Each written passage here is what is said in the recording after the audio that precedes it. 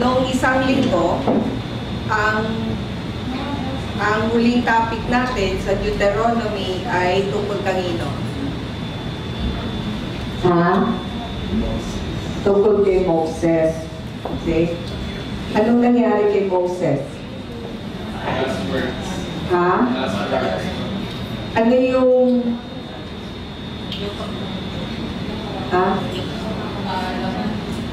Pagkamatay niya sa kayuwa. Yung pagkamatay niya. Okay? So, nung isang linggo, ang pinag-uusapan natin ay ang kamatayan ni Moses. Okay?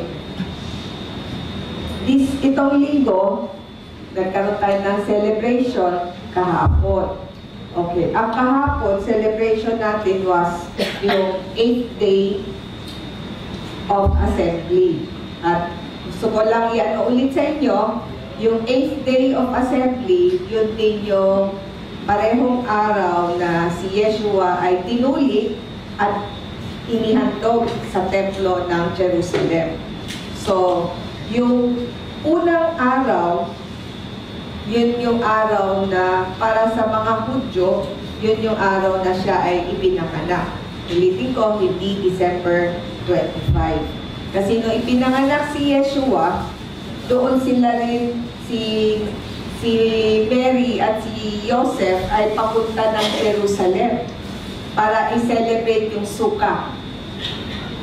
At bago sila umabot doon sa first day ng Sukkah, doon nanganak si Mary. Kaya bilangin mo 8 araw, yun yung araw na siya ay tinuli at inalay sa templo. Kaya yun yung timing. Dahil dito rin sa 8th day, ito rin yung inihandog ang unang templo ng Jerusalem. Timing, coincidence, o ito ay plano ng Panginoon. Ngayon, ito ulit yung unang araw ng ating pag-aaral dahil ang Torah ay isang continuous na cycle.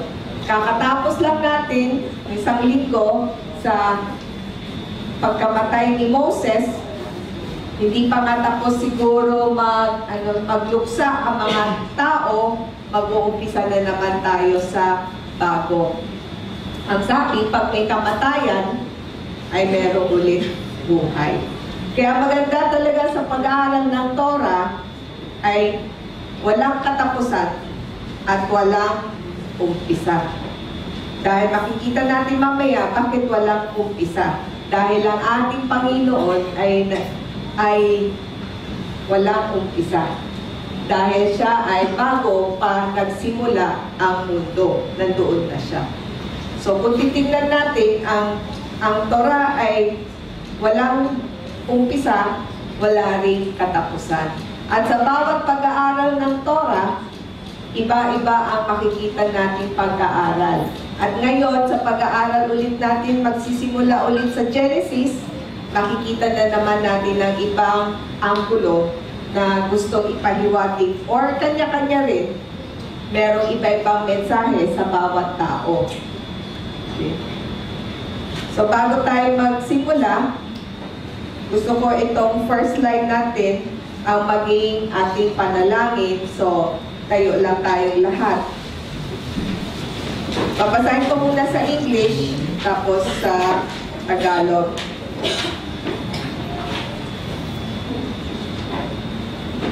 Blessed are you, O Lord our God, King of the universe. You have sanctified this day as this is your holy day. You have sweetened your Torah that it may also sweeten our lives. In Psalm 119, 17 to 18,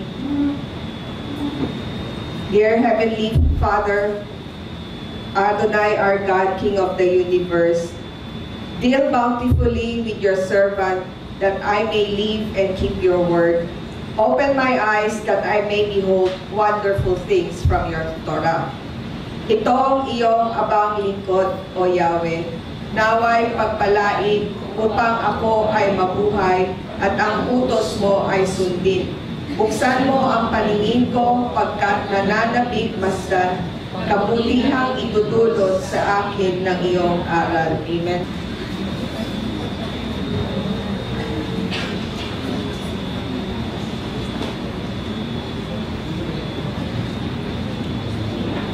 Bakit natin kailangan mag-aral ng Torah?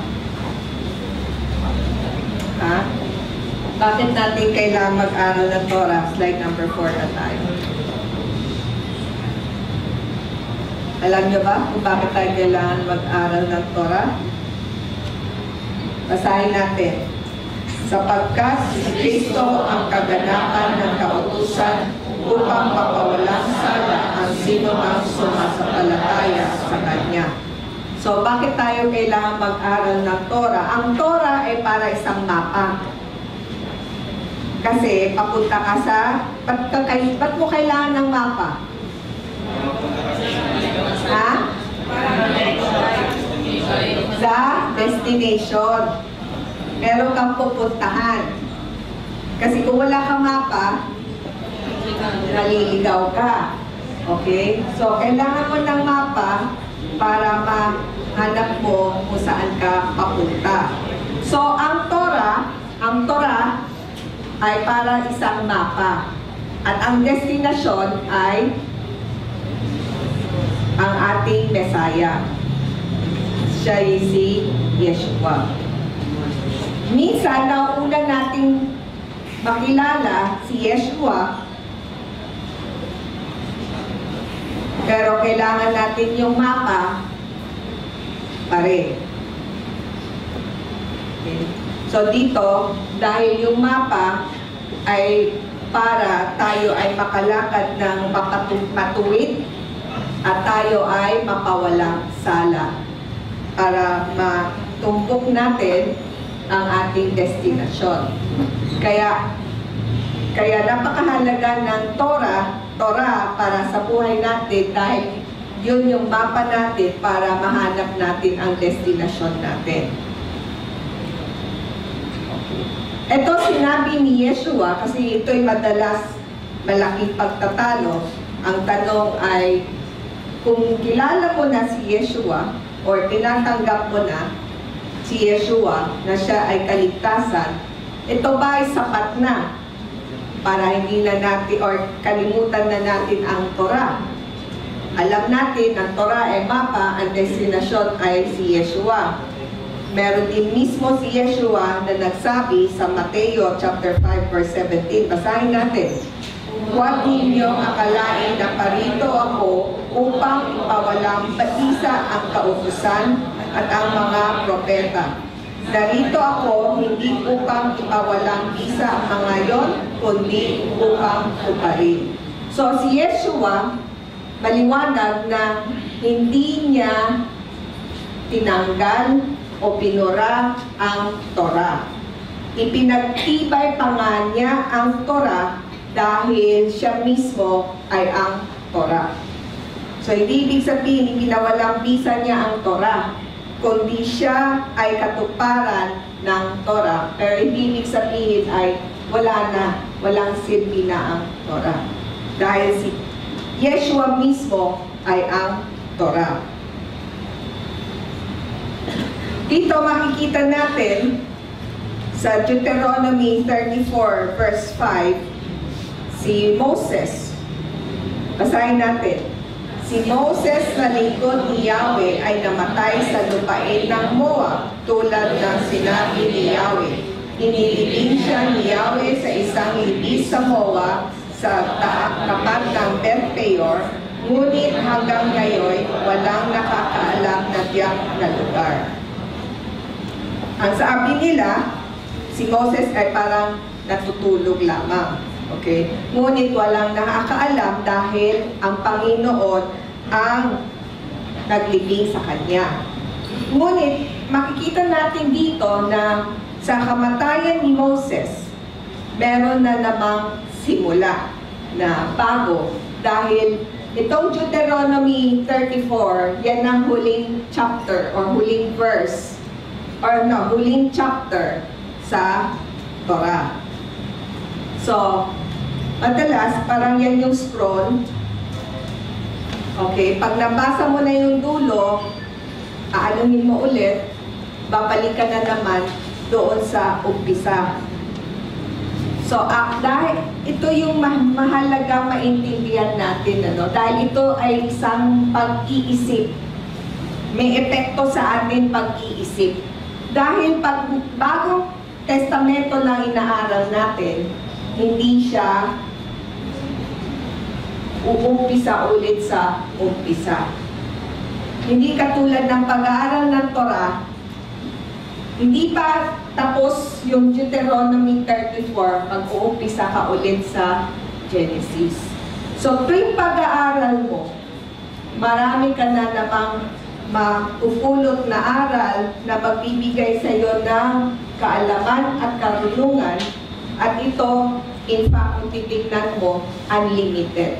Kaya yung sinasabi ko, yung unlimited knowledge, unlimited wisdom comes from studying the Torah.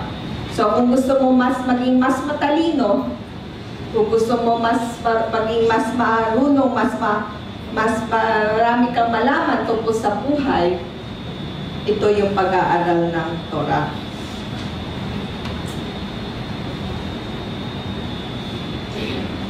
At ang Torah, makikita natin dito ang Revelations sa chapter 1 verse 17.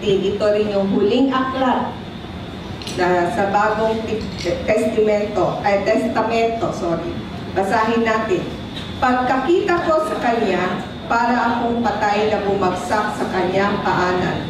Ngunit ipinatong niya sa akin ang kanyang kanang kamay at sinabi, "Huwag kang matakot, ako ang simula at ang wakas." So dito pinapakita ng ating Panginoon na siya ang simula at siya rin ang wakas. At ang katapusan o ang wakas ay nagbibigay ulit ng daan sa bagong pasimula. Amazing, no?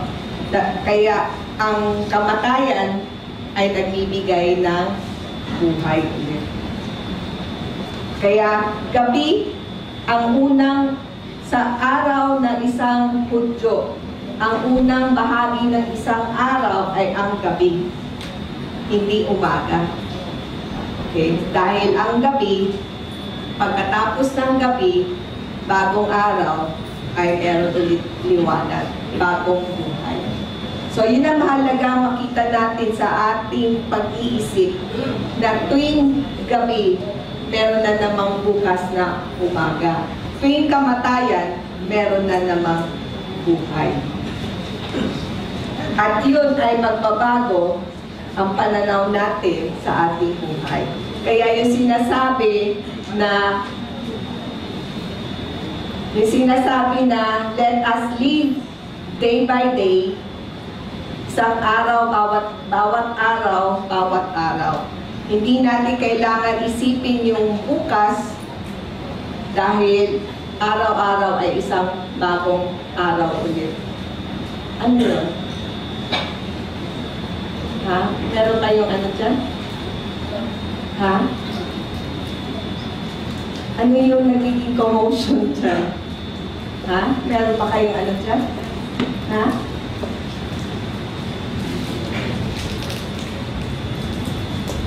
Sabihin niyo lang pag meron kayong, may kailangan pa kayo? Ha? Sabihin niyo lang pag meron kayong gustong gawin or ano, no? Oo. Okay lang naman sa akin kung itaas lang yung kamay niyo kung may tanong kayo or gusto nyong ano, wala namang problema. Kaya dito, kanina yung kinanta natin, let the weight of your glory fall.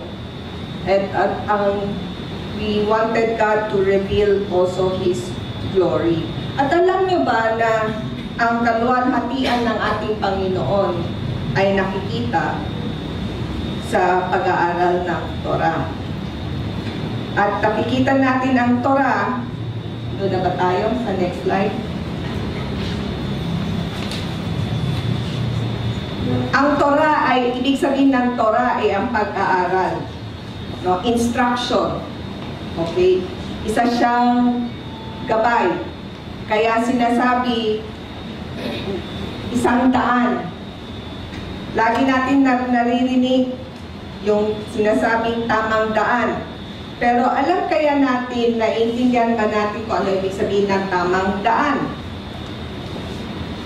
Ang Torah, ang tamang daan.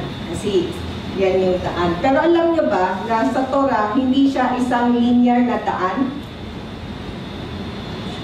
Isa siyang gulong, cycle. Kasi pagtapos ang Deuteronomy, iikot na naman siya sa Genesis. Kaya ang daan, madalas na pipicture natin, straight. Pero sa Hebreo, hindi siya straight. Yung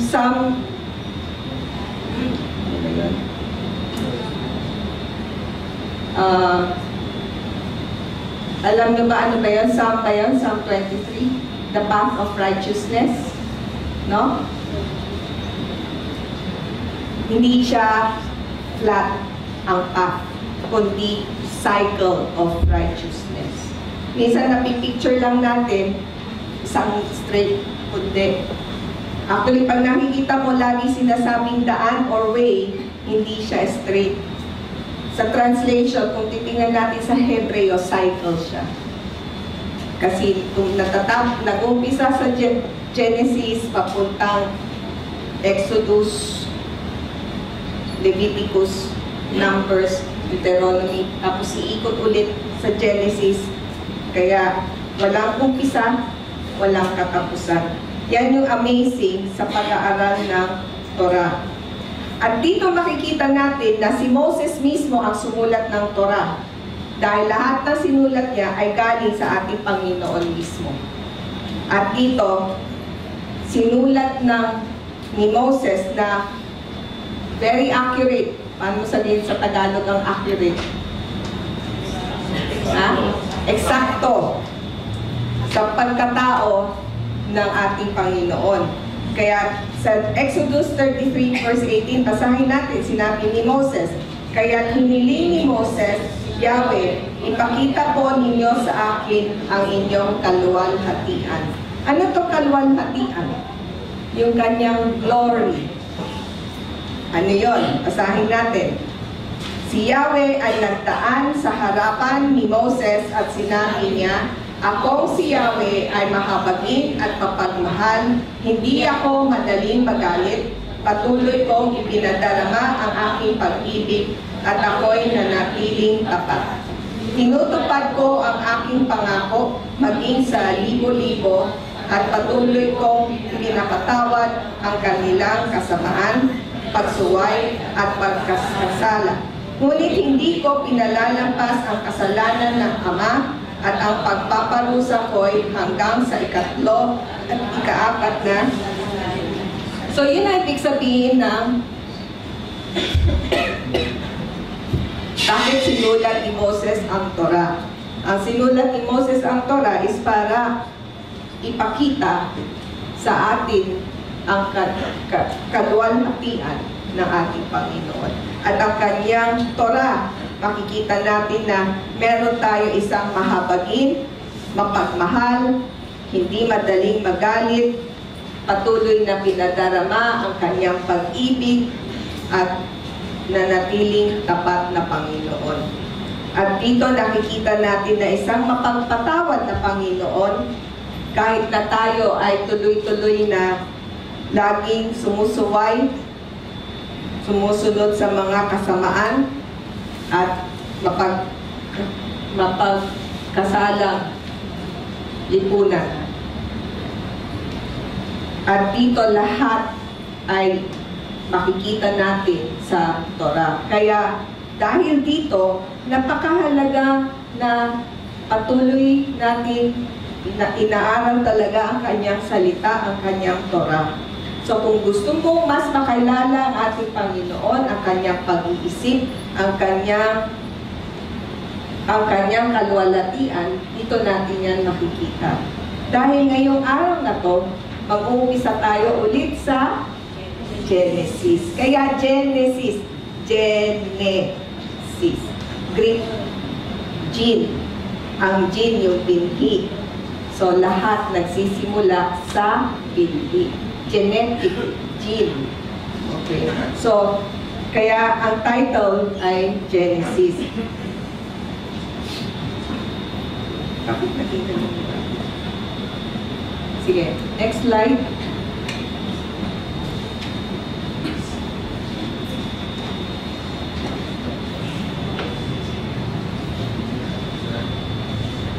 Basahin natin ang Genesis chapter 1 verse 1. Nang pasimula ay nilikha ng Diyos ang langit at ang lupa. Sa Hebreo, Bereshit bara Elohim et Hashamayim vet haaretz. Yung in the beginning na yan, hindi siya sa isang lugar, hindi siya rin sa isang or takdang oras, panahon, araw, wala. Dahil ang ating Panginoon, bago pa siya sa pasimula. At dito makikita natin, hindi natin siya, ibig sabihin ng bara, created. Ibig sabihin ng created is created, made, ginawa out of nothing. Dahil lang sa kanyang salita, lumabas lahat ng nakikita natin ngayon sa mundong ito. Yun ay ibig sabihin ng created. At pagkaraan ng 6 na araw ng kanyang paglilikha, wala na ni isang bagay sa mundo nito na nalikha pa ulit. Dahil dito, nakikita natin na itong nilikha niya ay mula pa sa umpisa. Kaya napakahalaga ng binhi kasi ang binhi ay mula pa sa umpisa. At ito ay hanggang ngayon, yan pa rin yung tubig natin ngayon ay tubig pa rin yan nung pasimulang nilikha. Ang lupa na tinatapakan natin ay lupa pa rin nung pasimula. Kaya lahat ng bagay na nakikita natin dito, kaya nga ang kanyang witness lagi ay ang langit at lupa. Dahil yan pa rin ang bahagi ng kanyang pasimula na nilikha. Elohim, alam natin na siya ay isang picture na matapang na hayop dahil para sa mga nananalig sa Panginoon, meron tayong isang malakas na Panginoon, hindi yung mahina na Panginoon. Itong ito yung Aleph Tav na sinasabi nila, Alpha and Omega, the first and the last letter of the Hebrew alphabet. Or simply, the word. Salita. Ito yung ibig sabihin ng Hashamayim, yung heaven, Haaretz, yung earth. So, ibig sabihin, ang langit at ang lupa ay nilikha ng Panginoon gamit ang kanyang salita. Yun na ibig sabihin nito. Okay? Kaya napakahalaga na talagang inaaral natin ang Torah. Dahil nilikha niya ang mundo, lahat ng bagay, pati tayo, mula dito sa Torah. Itong Torah ay ang binhi. At nilikha niya lahat ng bagay galing sa binhi ito. Kaya kung gusto natin mas maging marunong na tao, mas maging malawak ang ating pagkaalaman, maging mas buhay na tao, yun ang kailangan natin ang Torah. Basahin natin sa Proverbs chapter 3 verse 19. Itinatag ni Yahweh ang lupa sa pamamagitan ng karunungan, ang langit ay inilagay niya na matibay sa pamamagitan ng kaunawaan.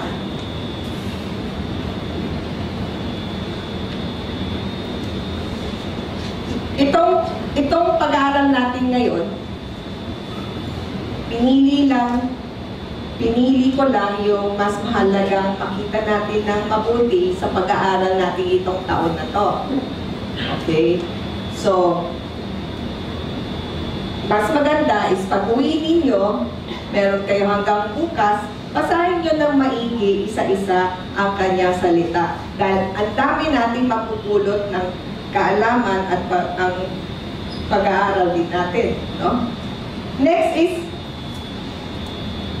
sino pinakamahalaga sa kanyang mga nilikha? Basahin natin. Ninalangan ng Diyos ang tao ayon sa kanyang larawan. Sila'y kanyang nilalang na isang lalaki at isang babae. So, very clear yun o hindi? May babae, may lalaki.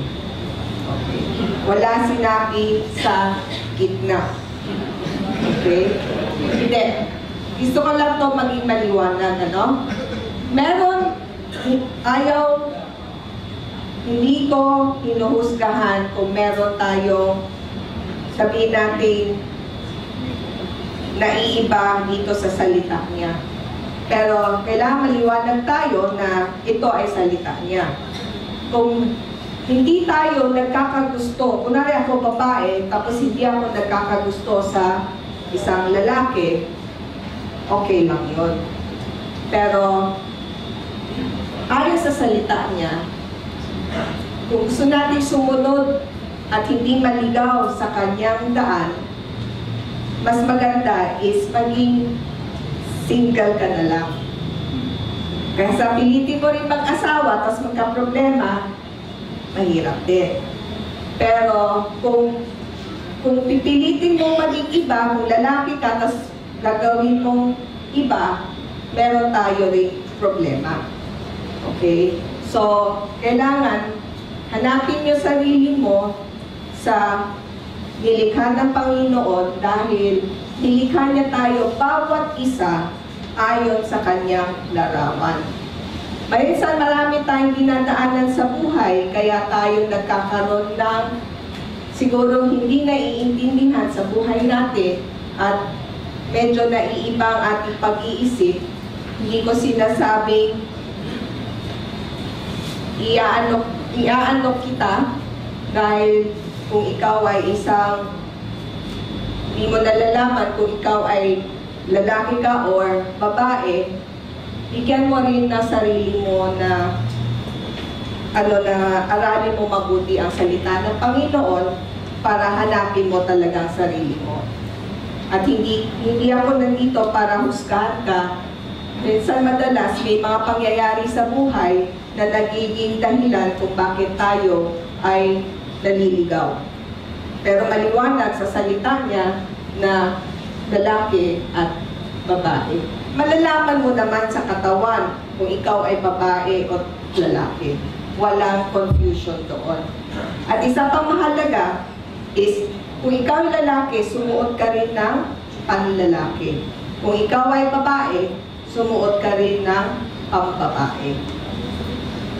Dahil yun ay, kung tayo ay nilikha niya ayon sa kanyang larawan, kailangan natin din bigyan ng dignity or yung kanyang kaluwalhatian ay makita sa buhay din natin.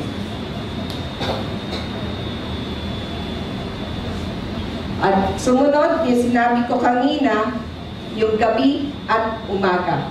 Basahin natin. Pinagmasdan ng Diyos ang lahat niyang ginawa at lubos siyang nasiyahan. Lumipas ang gabi at sumapit ang umaga. Yun ang ika-anim na araw. So, ang unang bahagi ng isang araw ay gabi. At sumunod ay araw. Dahil yan ang cycle ng ating Panginoon. May kamatayan muna bago magkakaroon ka ng buhay. May gabi, magkakaroon ka na ulit ng umaga. So, dapat ang inaano natin ay pag may kadiliman or may suluran, kay suliranin, alam natin na sa isang araw, meron din yan. Meron din solusyon. Okay. At laging, new day is a new beginning. Okay.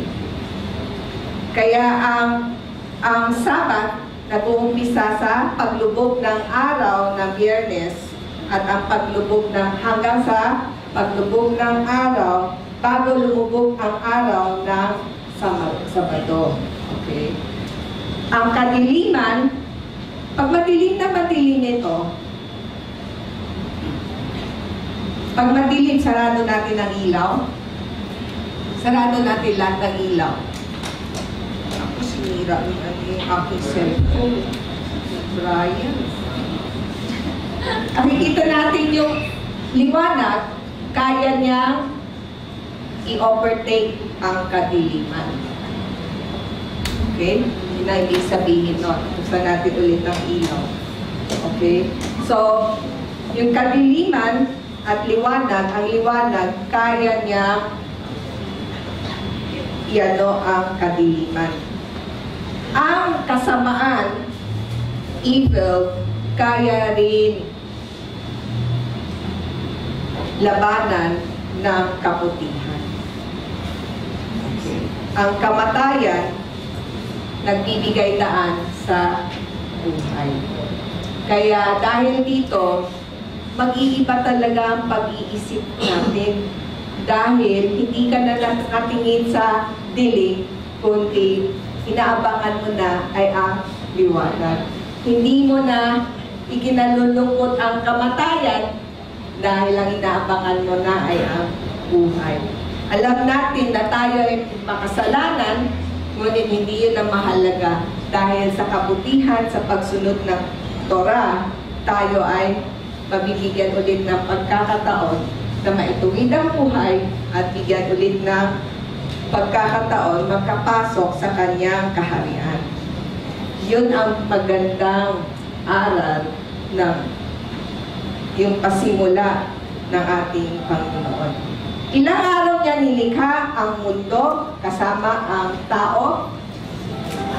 6 days.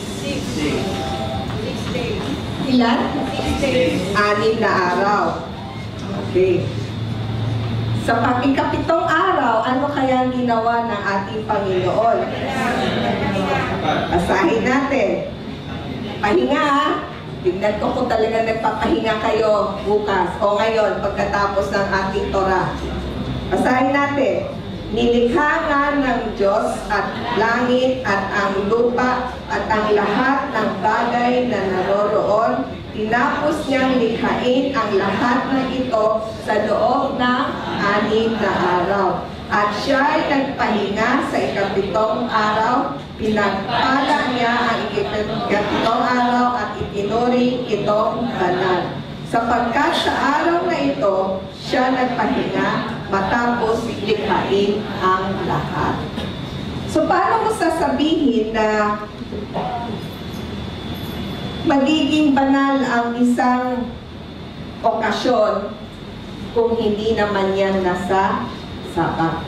Dahil ang banal na araw ay ang Sabat. Parang birthday. Sino may birthday kahapon? Yes. Ha? Asan si JM?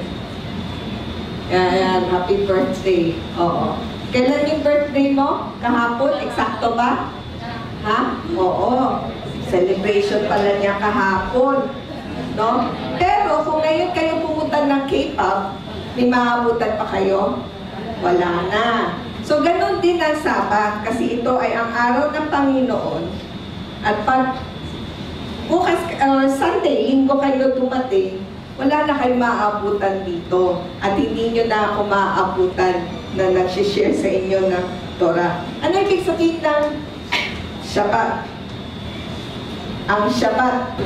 Okay. Ang Shabbat, ang ibig sabihin ng Shabbat ay huminto. Ihihinto mo lahat ng ginagawa mo at ikaw ay nagpapahinga. So, ibig sabihin, hindi lang siya rest as in ano, no? Ibig sabihin ng cease, ibig sabihin wala ka ng production. Okay? Dahil dito, kaya mahalaga pinaalala ni Yahweh Elohim sa Mount Sinai sa pagbibigay niya ng tipan Sa Exodus chapter 20, verse 8 to 11, basahin natin. Bilang pag-alaala sa araw ng Sabat, upang ituring itong sagrado, ikaw ay maglilingkod at gagawin mo ang lahat ng iyong gawain sa 6 na araw. Ngunit ang itong araw ay Sabat kay Yahweh na iyong Diyos. Huwag kang gagawa ng anumang gawain, ikaw niyang iyong anak na lalaki man, niyang iyong anak na babae, ang iyong aliping lalaki, niyang iyong aliping babae, niyang iyong alagang hayop, niyang iyong naninirahang dayuhan na nasa loob ng iyong mga pintuang daan. Sapagkat sa 6 na araw ay ginawa ni Yahweh ang langit at ang lupa, ang dagat at lahat ng naroon, at nagpasimula siyang magpahinga sa 7th araw. Yan ang dahilan kung bakit pinapala ni Yahweh ang araw ng Sabat at ginawa itong sagrado. Okay, kanino galing ang Sabat? Kay Yahweh Elohim. At paano mo makakamtan ang kanyang pagpapala?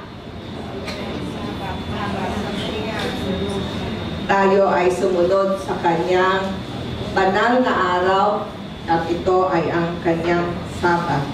At nakikita natin dito, tayo sasabihin natin, ay hindi naman ako Hudyo eh. Hindi naman ako Israelita eh. Bakit ako sasali dyan? Para sa mga Hudyo lang ba yan? Basahin natin sa Isaiah 56 verse 6. Basahin natin.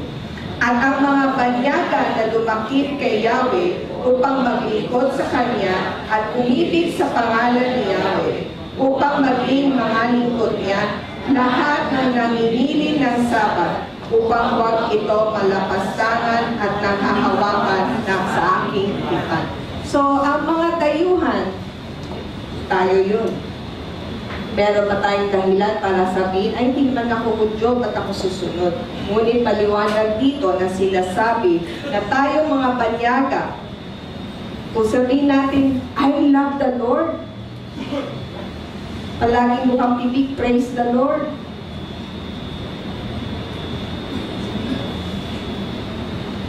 Pero, pag hindi nagsasabat, pinapakita mo ba na ikaw ay umiibig sa Panginoon? Nakasulat dito na upang maglingkod sa Kanya at umibig. Sasabihin natin, lahat gagawin ko para sa Panginoon. Mahal ko ang Panginoon. Pero paano mo papakita ang iyong pagmamahal? Tandaan nyo, ang salita ng Panginoon ay maliwanag, may direksyon, at ang Torah ay instruction. Maliwanag. Hindi yan yung sinasabing tibok lang ng puso, lampo. Pero walang gawa. Walang kwenta yun. Walang silbi yun. Kailangan ang pagmamahal nakikita rin sa gawa. Paano mo sasabihin mahal ang asawa, pero nangangalunya ka? Hindi totoo yun. Dahil dito, kung gusto mong magsilbi sa Panginoon, dapat sinusunod natin ang Torah. Sumunod, basahin natin.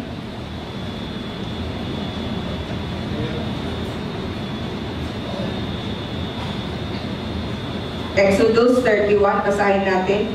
Kaya't ang mga anak ni Israel ay ng Sabat na iingatan ang Sabat sa buong panahon ng kanilang mga salulahi bilang isang palagiang tipan. Ito ay isang tanda sa akin at sa mga anak ni Israel magpakailanman na sa loob ng 6 na araw ay ginawa ng Panginoon at langit at lupa, at sa 7th araw siya ay nagpahinga at naging hawa. Sino ang unang tao?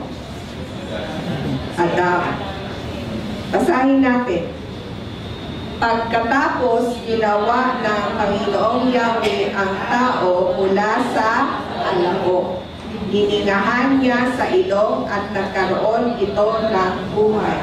Noong ika-6 na araw, nung nilikha ng Panginoon, anong nilikha niya? Yung ayon sa kanyang wangis. Ano yun? Tao o nga, pero anong uri ng tao? Spiritual. Dahil dito pa lang niya, hindi niya nilikha si Adam dahil dito na ang nilikha niya ay ang spiritual. Dahil si Adam galing nasa alabok. Ito yung physical. Ibig sabihin ma'am, yung spiritual na yun, lalaki at babae, kasi kanina po yun. Merong lalaki at merong babae. Yes. Yan yung spiritual. Kaya hindi mo pwede sabihin na, eto ako babae, nung buhay ko siguro, noon lalaki ako. Hindi totoo yun. Okay? Kung nakita mo sa physical mo na ikaw ay lalaki, spiritual mo, lalaki din. Kung nakita mo sa physical mo na babae ka, babae rin ang spiritual mo. Paliwanag yun. Nasa Biblia yun. Kaya, yun nga, inuulit ko, paliwanag sa salita ng Panginoon, hindi naman yan something na dapat nating kutsain ang taong merong kabigatan or dinadaan sa buhay na merong hindi siya naliliwanagan. Ay tayo din dapat tanggapin din natin yun at maging bahagi rin ng kanyang paghahanap at tulungan din yung taong yun. At tanggapin din natin na meron siyang ganong sitwasyon din. Hindi ibig sabihin ay nire-reject. Katulad ng nangyari sa akin, Jennifer ba yun? Tama ba? Tama, yung reset na pinatay, no? Oo. Mali talaga yun. Yung transgender. Oo. So, hindi natin pwede sabihin na dahil meron siyang kalituan sa kanyang pagkatao, hindi rin tama na hamakin ang isang tao. Kahit anong sabihin natin. Kanya-kanya, may kanya-kanyang dinadaanan, may kanya-kanyang suliranin din, no? Kailangan hindi natin hinuhusgahan kahit sino man, tinatanggap natin.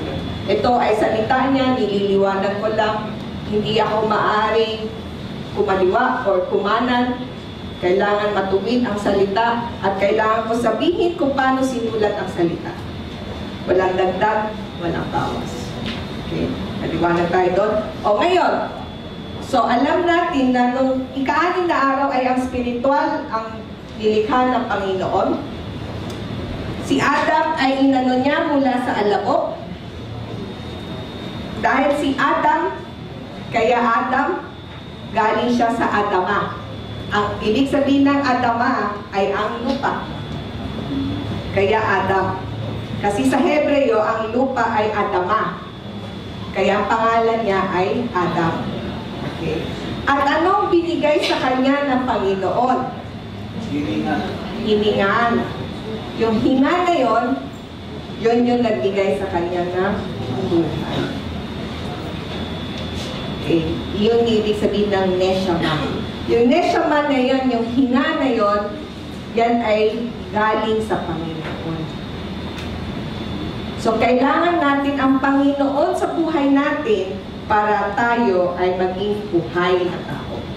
Kahit na meron tayong spiritual, maaari ang spiritual natin ay patay. Ngunit nandito sa katawan, pero patay o kaya malnourished, payat na payat o gutom na lang. Kaya kailangan natin yung hininga para ito ay mabuhay.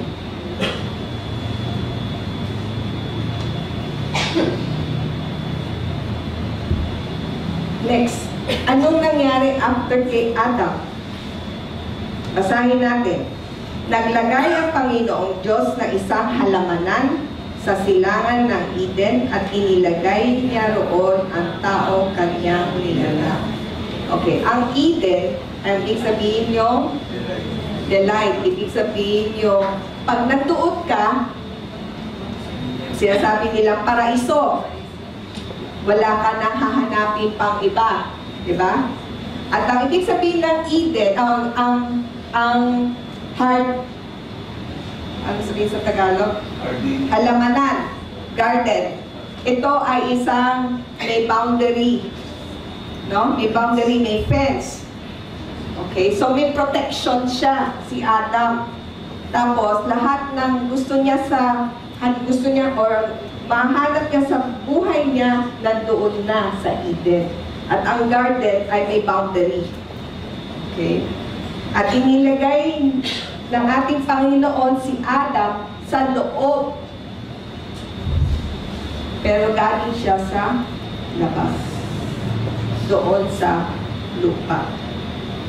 Dinala siya sa loob. Bakit siya kailangan dalhin sa loob? Makikita natin ang intensyon ng ating Panginoon. Tandaan nyo, noong hinahanap ko, bakit nararamdaman ko isang matinding pagmamahal ng Panginoon na hindi ko maintindihan saan nanggagaling. Ito ang una kong inaral, itong Genesis. Dahil dito, makikita mo ang unang plano ng Panginoon sa bawat isa sa atin. Dito natin makikita yung dahilan bakit niya tayo nilikha. Dito rin natin makikita yung pagmamahal niya. Tandaan nyo, nasa labas tayo. Pinasok niya tayo doon sa halamanan. Bakit? Kita natin na yun ang unang intensyon na tayo ay mabuhay mapagkailanman. Maging immortal na tao na walang kamatayan. Yun ang kanyang plano. Magkaroon ng isang masaganang buhay. Ngunit ano ang nangyari kay Adam? Basahin natin. At pinatubo ng Panginoong Diyos sa lupa ang lahat ng punong kahoy na nakakalubot sa paningin at mabuting kainin, gayon din ang punong kahoy ng buhay sa gitna ng halamanan at punong kahoy ng pagkaalam ng mabuti at masama. Okay. Doon sa halamanan, lahat ng punong kahoy na nakalulugod sa paningin at mabuting kainin. Ano yon? Ang puno, ano yung meron sa loob? Tree of life. Punong kahoy na buhay at ano? Punong kahoy ng kaalaman ng mabuti at masama. Sino pa lamang ang nandito sa halamanang ito? Okay, makinig ang mga Adam dito, ha? Okay, makinig kayong mabuti. So, sa inyo muna binigay. Okay? Itong halamanan, merong punong kahoy ng buhay, punong kahoy ng kaalaman ng mabuti at masama. Tree of life, tree of the knowledge of good and evil. Okay? Mga kalalakihan, makinig kayong mabuti. Dahil sa inyo binibigay, hindi sa babae. Okay? Sumunod, anong nangyari? May binili ng Panginoon. Basahin natin. Kinuha ng Panginoong Diyos ang lalaki at inilagay sa halamanan ng Eden upang ito ay kanyang bungkalin at ingatan. So, anong role ng mga Adam? Ha? Magtrabaho. Okay, dito nakasulat, bungkalin at ingatan. So, sino ang dapat may responsibilidad mag-ingat ng isang halamanan? Tandaan nyo, may fence ang halamanan, ha? Sino dapat maging security guard ng halamanang ito? Babae o lalaki? Palakasan yung mga babae? Okay. Okay. Pagkatapos, ano ang binili ng Panginoon, basahin natin. At inutos ng Panginoong Diyos sa lalaki, ulit sa lalaki ha, na sinabi, malaya kang makakain mula sa lahat ng punong kahoy sa halamanan, subalit mula sa punong kahoy ng pagkakilala na mabuti at masama ay huwag kang kakain. Sapagkat sa araw na ikaw ay kumain, yon ay tiyak na mamamatay ka. So, kanino binigay itong unang kautusan? Lalaki, very good. Ilang puno meron doon? Puno ng buhay, puno ng kaalaman ng mabuti at masama. Okay. Bakit dalawa? Bakit? Ano ibig sabihin itong dalawang ito? Ha?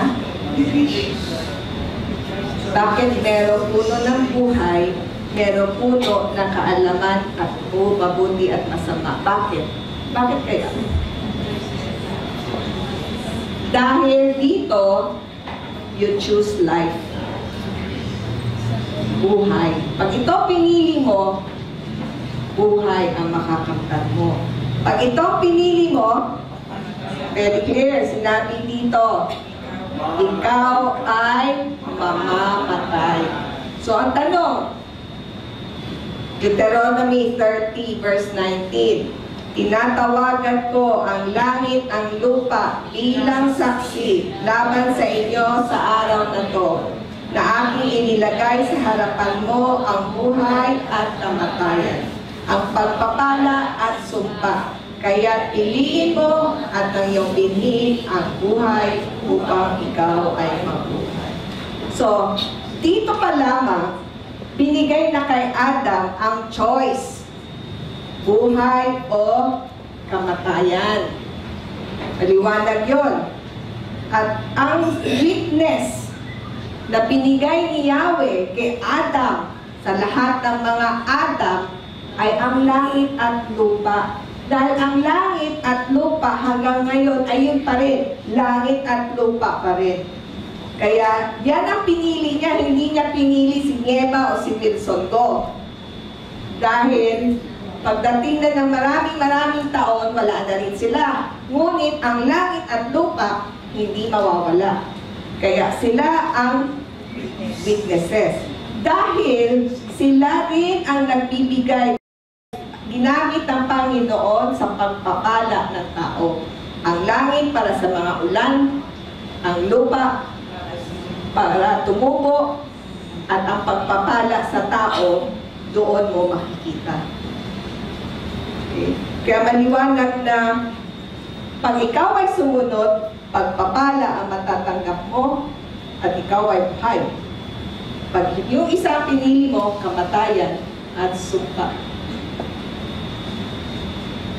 Okay. Ngayon, sayang wala sila Tessa dito. Basahin natin. At sinabi ng Panginoong Diyos, hindi mabuti na ang lalaki ay nag-iisa. Siya'y ginawa ko na isang katuwang na nagbabagay sa kanya. Dahil ayaw ni Yahweh Elohim na maging malungkot si Adam. So, binigyan niya ng partner, helpmate. So, very clear na ang binigay niya ay kanyang katuwang. Ibig sabihin ng katuwang parang puzzle. Pag dinikit mo, nagiging isang buo. Yung kakulangan ng isa, dapat nandun din sa isa. Kaya dapat nagkakaroon ng pagkakaintindihan para maging isang buo.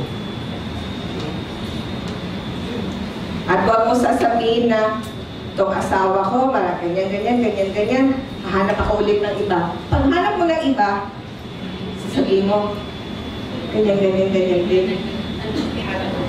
Walang perfectong tao.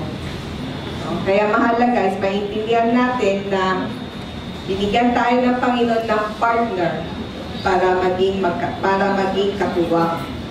At dahil dito, maganda natin maintindihan na ito lagi sinasabi ni Wilson, one flesh.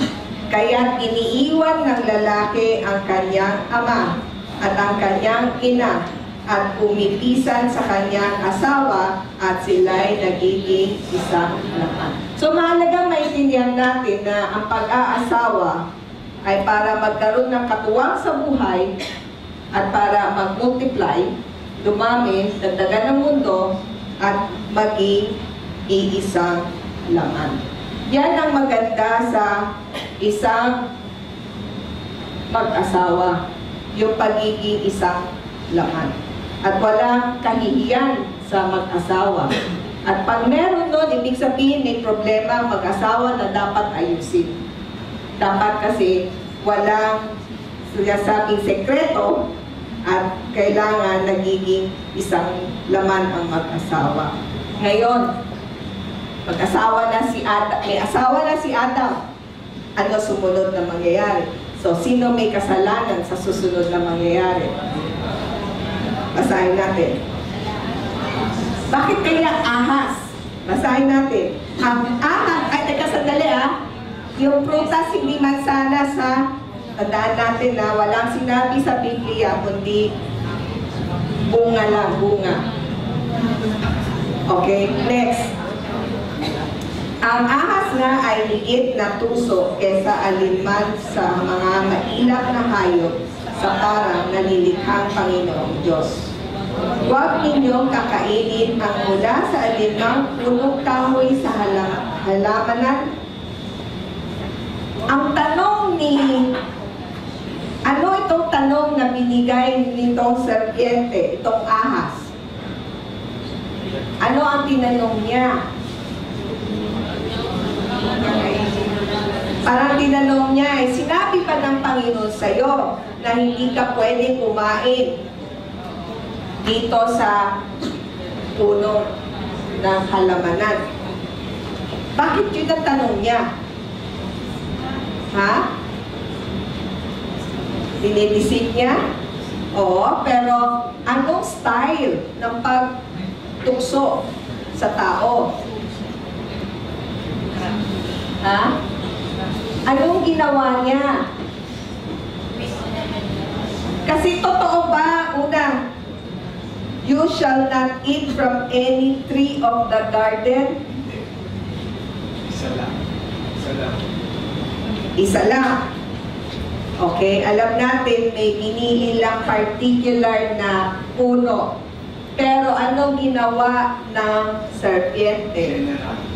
General niya. So, paano manukso ang ahas?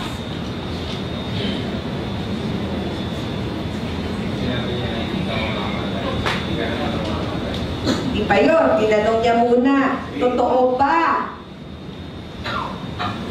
Meron sinabi ang Panginoon, Half-truth. half-truth, half-fiction. At yun ang kaya siya naging crafty.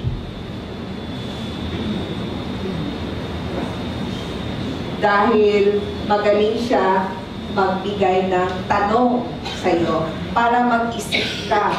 Oo nga no, pag ganyan ang Panginoon, bakit ako hindi pwedeng kumain doon sa punong yun? May sinabi sa inyo na bawal at tinanong sa iyo ngayon, bakit bawal? Ngayon nakatutok na yung mata mo dun sa bawal. Tapos sasabihin mo, kung ano, bakit kaya binabawalan ako? No? Siguro itong Panginoon na to, ano, mahigpit. Hindi mapagbigay. Hinihingi ko, ayaw pa ibigay. May gusto ako, bakit di pa binibigay?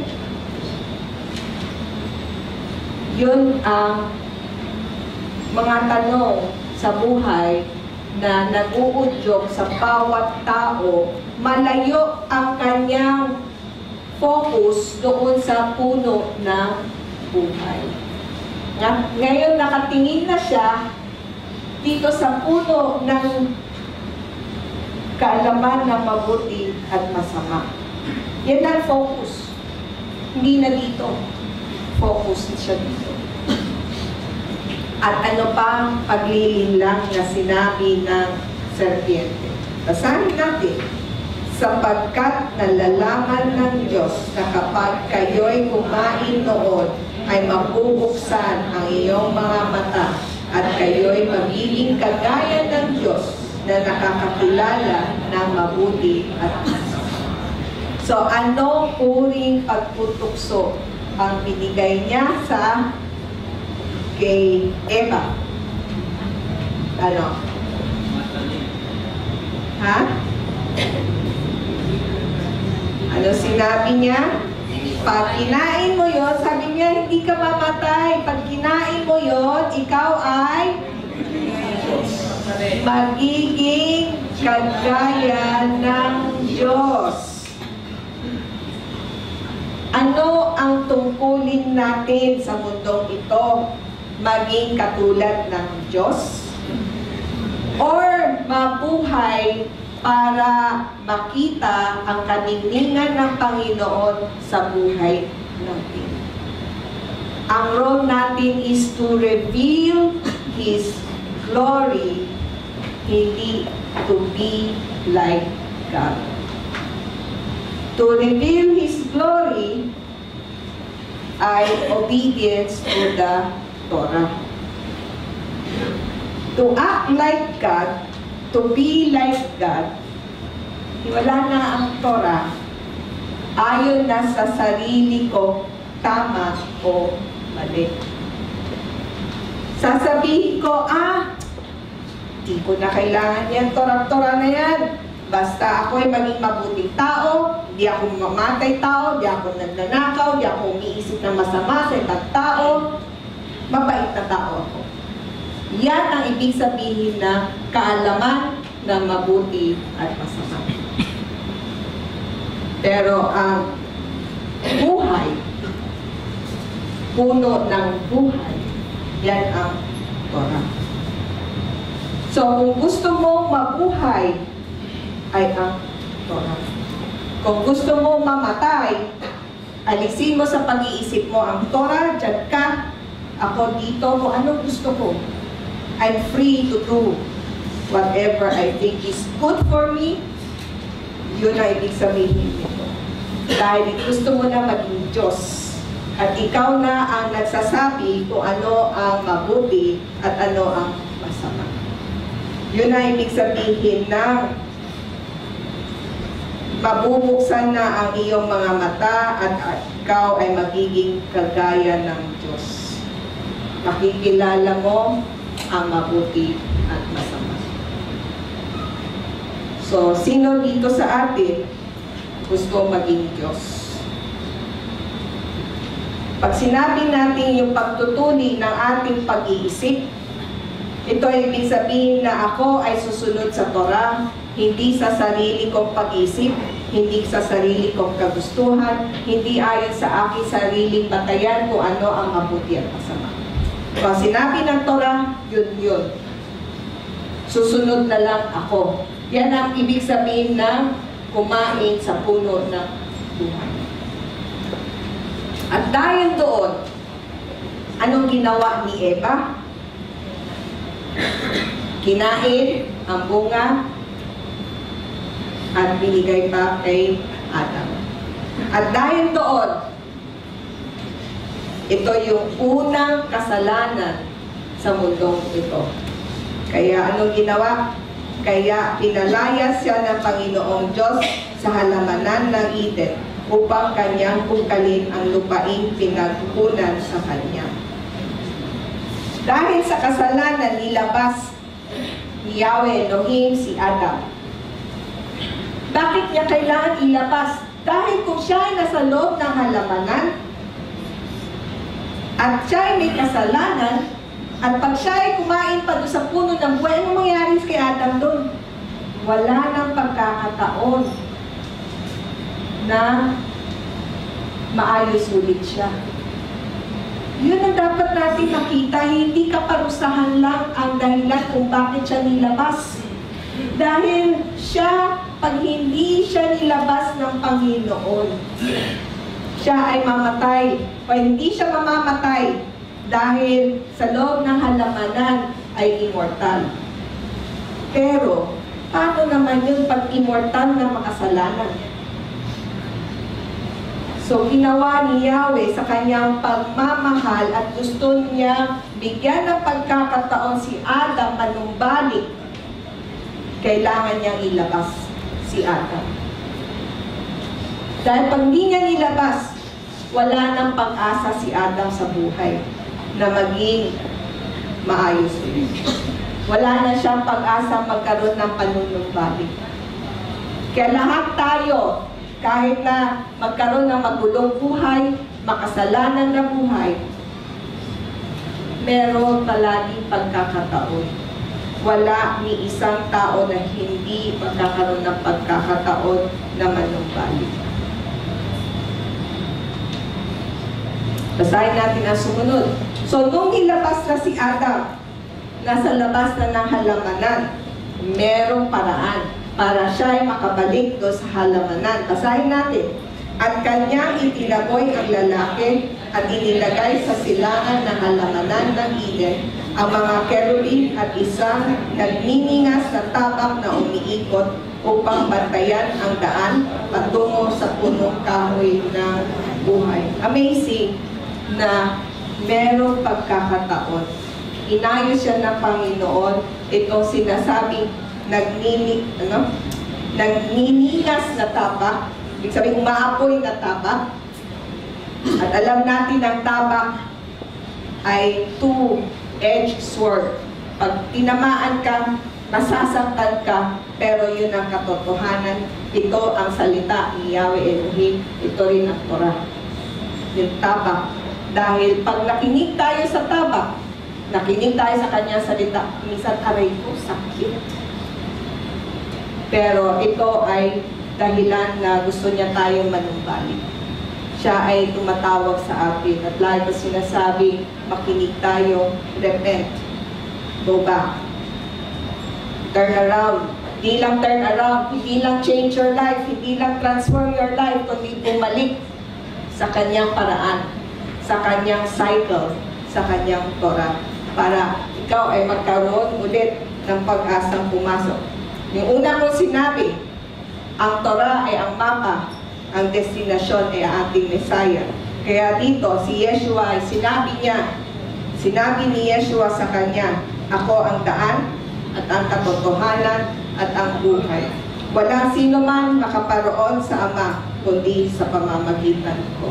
Dahil kay Yeshua, dahil siya ang Torah, siya ang destinasyon, ang mapa ay ang Torah. At ito ang ating daan, makapasok ulit tayo doon sa halamanan. Basahin natin yung last slide, number 36. Ngunit, next week, Noah ang ating topic. Bakit nagkaroon ng malaking baha? After ng kasalanan ni Adam, sumunod na mga henerasyon, nagkaroon ng marami si Cain at Abel. Marami pang istorya ang Biblia. Pero dito tayo matatapos ngayong gabi pag pinwento ko pa lahat yun. Pero mahalaga makita nyo na sa pag-abot na ng Genesis chapter 6, iba na nangyari sa mundo. Basahin natin. Dahil dito, nakita ni Yahweh na ang kasamaan ng tao ay naganap sa lupa at ang bawat hilig ng mga kaisipan ng kanyang puso ay masama na lamang sa lahat ng panahon. At iginalungkot ni Yahweh na ginawa niya ang mga tao sa lupa at siya ay nasaktan sa kanyang puso. Amazing ang ating Panginoon. Ang dahilan na bakit niya tayo nilikha, gusto niya tayo ay nandito sa halamanan. At dahil sa kasalanan ni Adam, kailangan tayo ay ilabas. Ngunit hindi ibig sabihin na wala na tayong pagkakataon para manumbalik. At ang panunumbalik ay ang kanyang cycle of righteousness, kundi ito yung Torah. Ang ating mapa, ang destinasyon ay si Yeshua. At si si Yeshua ang ating access dahil tayo ay grafted into the olive tree ng Israel. At sana, pag-uwi ninyo, mas maganda kung babasahin nyo ng mas higit at marami pa kayong matutunan sa buhay. Gusto nyo buhay o kamatayan? Hindi na. Ano pipiliin nyo? Puno ng buhay or puno ng kamatayan? Buhay. Amen. So sana, mahalaga is yung tamang cycle ang ating susundin sa ating buhay.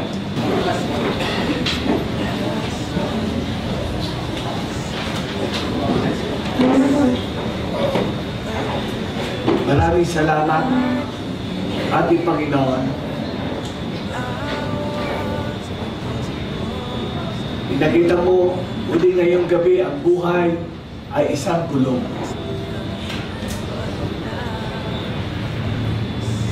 May gabi, may araw.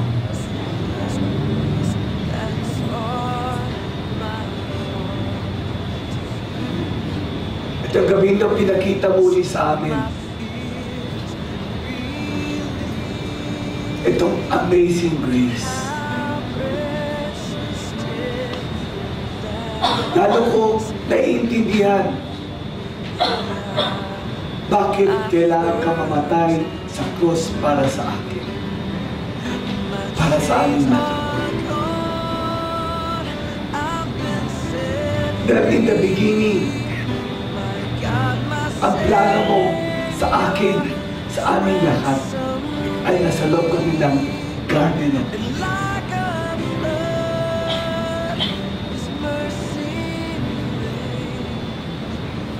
Amazing. Ikaw, Panginoon, gano'n mo kami kamahal. Yan ang plano mo sa akin. Nilagay mo ko sa Garden of Eden. Kaming lahat. Dahil gano'n mo kami kamahal.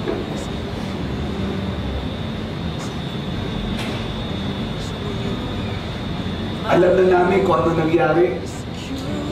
Along the way, pinili namin yung puno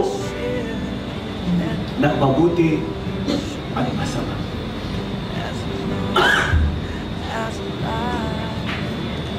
Pero Yahweh Elohim, hindi ka pa rin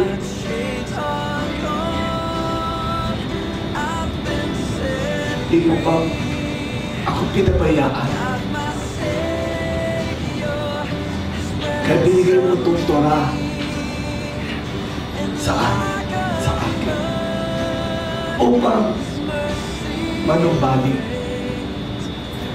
Bigyan kami ng pagkakataon bumalik ulit sa Tree of Life.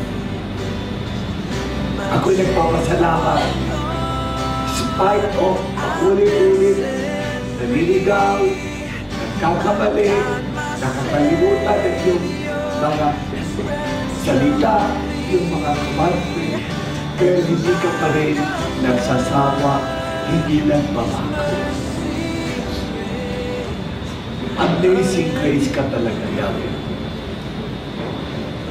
Gano'n mo kami kamahal, gano'n mo rin ako kamahal. Hindi ka nagsasawa sa kakalimay sa akin, sa amin. Ng iyong Torah, ng iyong mga commandment. Kaya pag-uwi namin, Yahweh Elohim, babasahin namin ulit itong in the beginning, itong Genesis chapter 1 to chapter 6. Makita namin kaano mo kami kamahal. May solusyon. Babalik lang kami sa Torah, sa iyong salita. Wow! Amazing grace. Sa matamis na pangalan ni Yahweh Elohim, Amen.